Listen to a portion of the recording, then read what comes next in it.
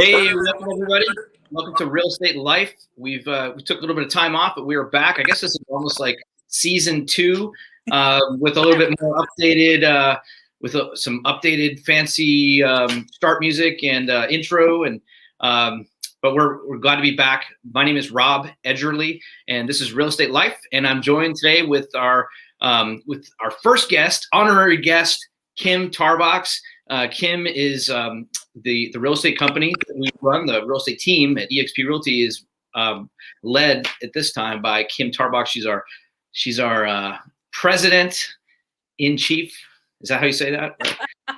And she's helping to lead the team. And Kim, if you didn't see some of the real estate lives we were doing on Zoom started during the pandemic. This is Kim was a sidekick and would always help with interviewing, and it's only right that she is the first guest on this new and hopefully improved Real Estate Life. So Kim, yeah, I'm super honored. I'm super honored. Thanks so much. It's super exciting to be back doing this and being here with you and just talking about some new topics for a new year. Yeah, it's exciting. New year 2021. It's February. So let's just kick off with what's going on in the market. And you just got some new stats that you wanted to talk about. How's your year going so far? Yeah, I think there's a lot of momentum going on, and a lot of sellers are definitely, I feel, getting ready to list properties. I think last spring we was obviously unprecedented, and having now almost a year under our belt with our new normal, I'm definitely hearing properties coming on this spring. They may have been sidelined last year, but I think a lot more people are being confident in their decision making and what's going on in the world. And so I'm eager to see what's going to happen. Yeah, I agree. It seems like there's some energy out there. I think people are seeing how there's pent up demand.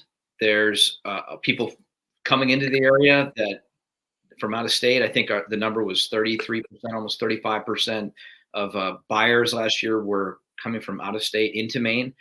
And I'm sure if people are watching this in different states, I'm hearing the same thing from our network of agents around the country that in most areas, you're talking about multiple offers, very low inventory, and just, crazy time. So I'm excited to, we've got a listing coming up.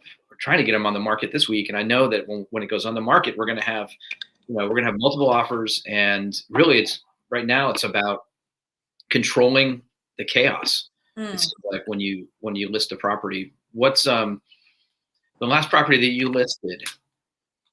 It went pretty quick, didn't it? It did, 4 hours. And it closed in 1 week. Wow. Cash offer. Thankfully, both parties were in a position to be, out of the house. My sellers had already had a place to go, and they were fortunate enough to be able to purchase a place before selling. So they were already out of the house, at least 60% or more out of the house already. So that week really, they hustled for sure, but it was executed beautifully. Nice. What that's another thing that we saw happen at the end of the year last year, and moving was just more cash in the marketplace, more people putting in above asking offers, and sometimes with very shortened time frames. I feel like we have clients right now who who have some pretty specific needs about timing, and I feel like they can ask for that. They can get away with that now. Because I don't want to close until June, but I want to sell 2 weeks from now. Yeah. And oh, by the way, I don't want to pay any rent either. I feel like that kind of stuff is going on just because people want to make sure they're locked into place. That is 100% the case. I am having those types of conversations with sellers on the daily to say, hey, this is, we do have tight inventory, and it is frustrating that you can't find a place to go. But because you have something to sell, you control how this is going to work. And so, a lot of sellers in that same vein feel like they have to get ready to list their home. And that may have been the case, a couple years ago, or even, a year and a half ago. But I am just not seeing the need for that. Now, certainly it's a case by case basis. And some of those honeydew projects that people think that are really important to make sure that they, nail down as much equity as they can, it just simply isn't the case. Yeah. It's funny you say that. I was on the phone with I got a call the other day. Somebody I just met randomly. We sold something through Facebook Marketplace, Yeah. and they I struck up a conversation, gave them a card, and she called me the other day and said, "We're going to be selling our house. Wow. Would you come by?" I love that. So I'm going to have to sell Yeah. some more stuff on Facebook Marketplace, I You're guess. going to be like the mayor of the Facebook marketplace. Yeah, right. So but in that discussion with her and booking the appointment, she was talking about some things she has to do, like maybe she needs to redo the floors or change out the carpet. And I'm just thinking, I'm like, well, don't do anything yet, because you just may not have to do that right now. It's not and we usually advise people to take care of all that stuff. Yeah. Now, I'm not saying she doesn't have to clean up and stage and do all those things, but some of those projects, as you're talking about, those honeydew projects, maybe you can wait on those and get away with not doing them. Yeah, I So you agree. can put a little bit more money in your pocket. So, And quite honestly, too, like, with all this momentum that I'm, seeing and experiencing and hearing other agents go through as well, it's good. Timing is going to be imperative, I feel, especially going into the spring market. Right now, in many towns, there's single digit number of listings. And, as a country, I think NAR released just yesterday that we're down 125% in housing across the country. So, and then when you start getting really granular and you start looking at Scarborough, Cape Elizabeth, Saco, all those, greater Portland communities, there right, we're talking 10 houses or less that you could move into. And the price points are kind of, scattered because the lack of inventory. So you don't have, 5 houses in that 400 range, or you don't have, 10 houses in that 200 range. So, honestly, with that being said, wouldn't it be great if you listed now and got ahead of the competition? Is really the dialogue I feel like we should be having with a lot of sellers, and really right. explaining and educating them on how they're in the driver's seat again, going back to the need being so great right now that we can really steer the ship on how this all kind of comes together for everybody. So get on the market quickly. We always have said, those sellers that list early, list quick, sell quicker and for more money. Mm. Right? We always had the pending graphs, and we would see that people February, March, April, the pending rates would start to click up, which means more properties were coming on the market, and then they would kind of peak out around June, as it starts to go the other direction. But for something to go pending in June, or have closings, those things came on the market a little bit ahead of that. So you have more and more properties coming on the market as you approach June. So if you get on the market in February or March, you have less to compete with. And even in a market where we have very little inventory, if you're one of 2 or 3 houses, you're gonna have less competition, right? Which means there's going to be more of a bidding war on your property. Mm. Versus waiting until June, which I hear people talk about all the time. They wait until June, and now there's just confusion because you've got 10 houses on the market. Yeah. And And typically in June, July, I know we definitely see it in August in Maine. Those months, man, the days are long, they're warm, they're beach days, they're vacation. And, sometimes that whole dream of, selling and buying a property, whether it be investment or a place to live, it just kind of goes in the back burner. And I just, you have to really know the seasonality of the market and really try to convey that to our sellers. right. Definitely. So, hey, I, just to kind of round up the conversation on the market, we just released the hottest towns report, Yeah. and that's something that we've been doing. I think this was year 5 that we've done it, and that was, you know, man, it's been a great tool to get some PR, some free publicity, and get something to talk to our clients about. So I think for people listening, other agents listening, if you're, I think that's a takeaway. Like, so we've got hottest towns. I don't think anybody can go do that right now in Maine, at least. But there's what else can you go maybe write an article about that gets, that gets promoted? So it's hottest towns. I have the list up here. I thought we just quickly take a look at it. Yeah. Coming in at number 10 was Lisbon. I mean, that's just outside of Brunswick and Topsham area. Lisbon was there's not much there in Lisbon, but it's amazing the number of properties that sold this year. And our hottest houses, it's year-over-year growth in units, percentage growth in units. I think it was something like, it was a 13.9% increase. So Lisbon, Old Orchard Beach. Yes. Kim, that's my hometown. Your hometown. Aren't you like the queen of Old Orchard Beach? I'm really trying. Yeah, that's your time. So they had a big increase, and that was something we got some. This got picked up by Maine Biz, and I guess like last year, the year before, I had said that I thought that we would see Old Orchard Beach really bump in numbers because there hadn't been a lot of sales there, and you and I were seeing things kind of going strong there. And you've been telling me so much new construction, so many new developments. So with that, right, time is really where that shows, and you hit the nail on the head. Yeah, bam, there it is. Yeah, there it is. Then we went to Gray was next at number 8, Auburn number 7, and then and I think those are like 2 great areas for people that maybe have jobs in Portland area. They're like, okay, they're just moving further out from the greater Portland area. Affordability there, yeah, affordability, exactly. Brewer, Brewer's never been on the list before. No. And so they were on this year. Wells, so down at the beach, I think we saw a lot of people from out of state say, okay, I'm going to go buy that summer place now in Wells. Incidentally, when we looked at the numbers for the actual inventory of what sold, there were a lot of condos, and a lot of that's seasonal condos in lower price points. As Wells is kind of known for that along the beach. Rockland, picturesque city of Rockland up north. Then coming in, Falmouth made the list. Which is interesting. And when we looked at that, that was a lot of condos, a lot of there are a couple of a lot of new developments there. A lot of new developments, right?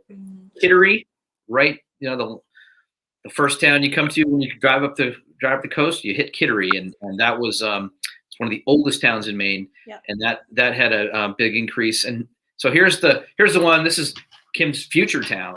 I know you're ready to move there. Kennebunkport came in number 1. Now they wouldn't have been on the list in the past because they hadn't had at least we have a number of 130 homes they have to sell. They hadn't made it before. I think they had an increase from like 90 to 139 this year, and a lot of that was condos. They've got some new developments in there for sure. Exactly, and a lot of big price property down there as well, like the volume for sure down there. There's been a couple of big ones that sold in those neighborhoods, and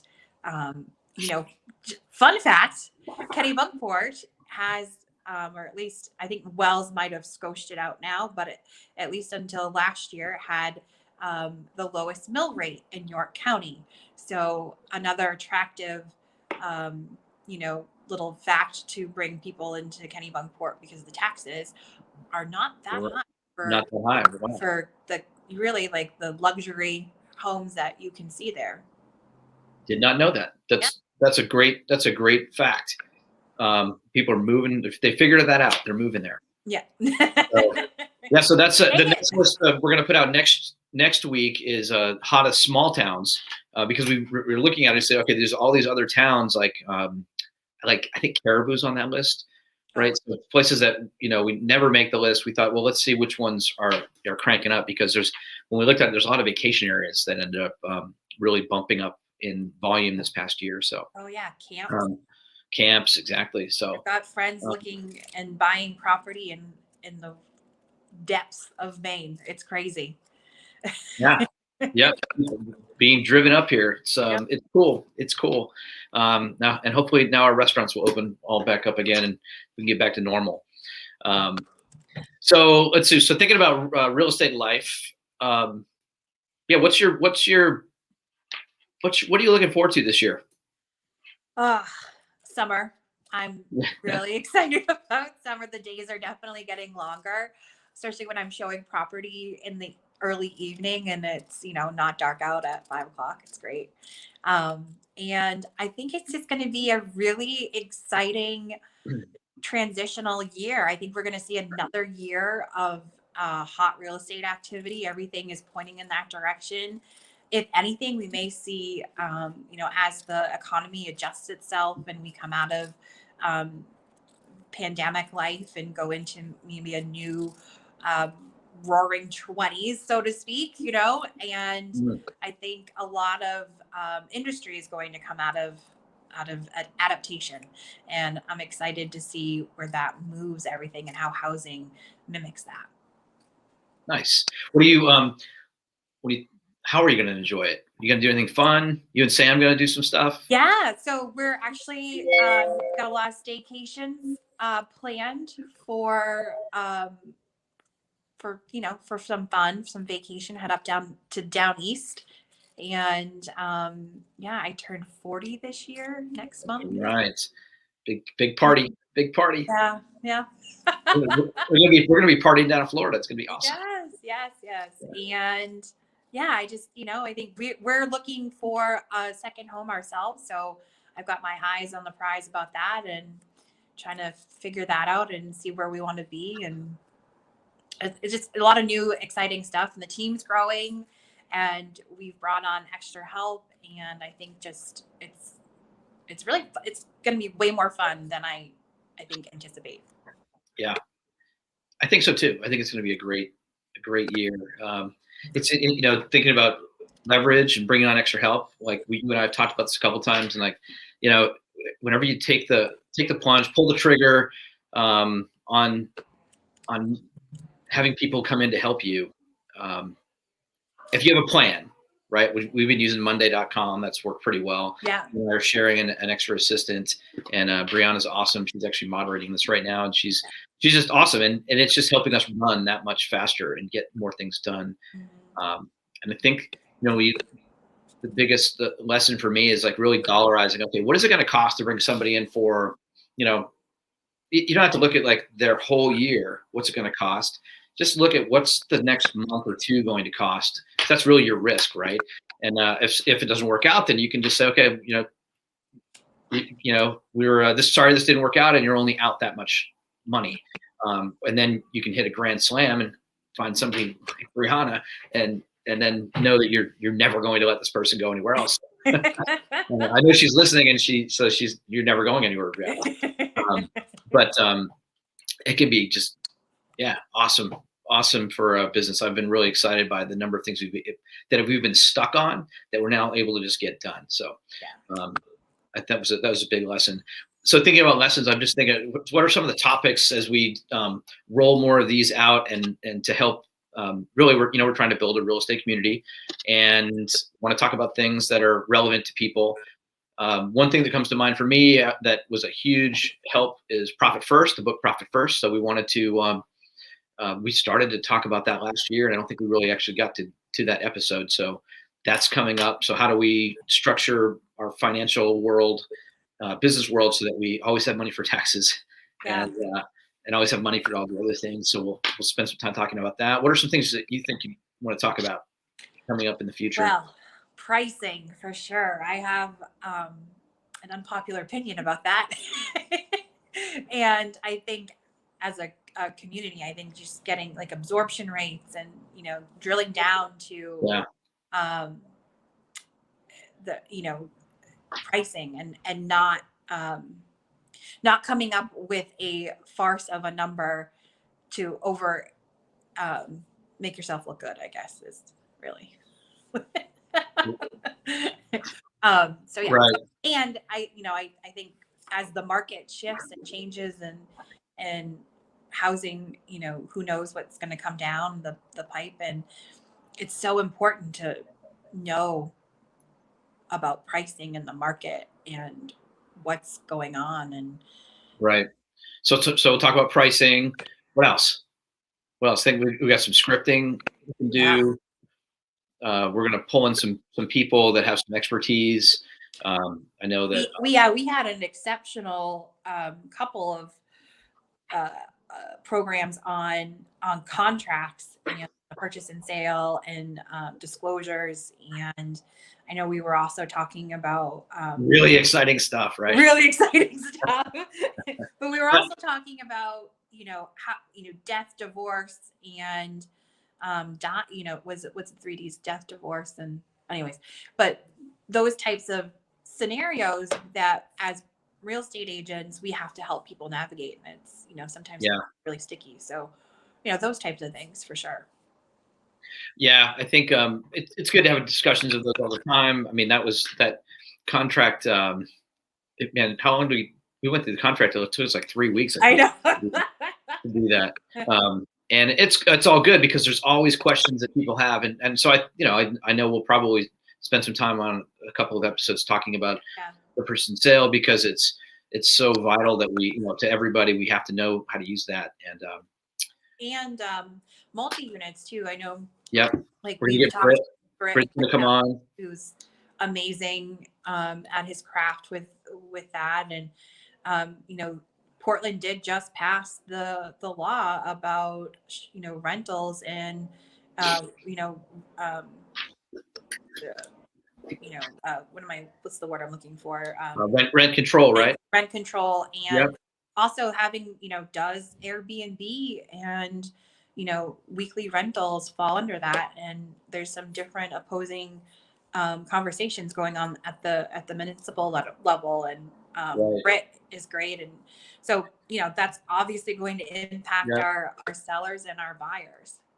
New construction. Talking to a couple of people about coming on and talking about new construction. I won't say their names yet because I'm trying to tie them down to get on here. The other also that's Tammy Goodrich to get on and talk about preparing for kind of worst case scenarios, like thinking about your wills and insurance and plans like that. She's going to come and talk about that. It's going to be great. Something nobody really wants to think about, but it's something that we really should be thinking about. So she's got some personal experience she's going to talk to us about. I guess, and so this is a good time to just say that if you have something that you think, hey, this would be a great topic for Real Estate Life, then in the comments below, just leave us some thoughts on what else you think we should talk about, who we should interview. I think local business people is also something that we'll talk to people about. I'm a big fan of pulling in ideas from different industries and different parts of the market, not just real estate. So what are people doing really well? Like, what's your chiropractor? I have a chiropractor here that is nailing like how he stays in touch with his database.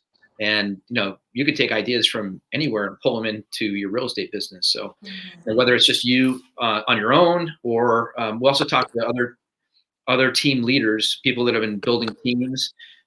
We've been very much involved in trying to build a team for years now. So we've driven the car into the wall. We've crashed it. We've broken things, and Lit it on fire. Yeah, lit it on fire. And I think that there's a lot of lessons there, things that we can talk about. I think we should talk about some of those lessons, because everybody, I love Instagram and Facebook stories. Everybody's talking about how many things that they sold last year and helped, how many people they helped out, and that's awesome. But nobody ever wants to talk about, oh, I really screwed that up and crashed the car and killed this or that. I think we should talk about those things so that we don't do them again. So yeah, I'm not afraid of that. We'll talk about those things too. No. So I think what's Kim, tell everybody where they can find you. Oh yes. So please, I got my glasses on so I could read because I'm turning 40. Okay. Oh, ouch.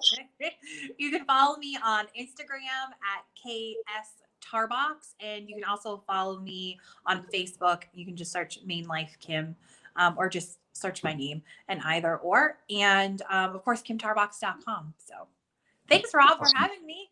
Hey, thanks for being here. I'm looking forward to this next part of our journey, and glad everybody was able to check this out. I'm Rob Edgerly, and you can find us at we actually have a new Facebook page, Real Estate Life with Rob Edgerly, and I'm at robedgerly.com.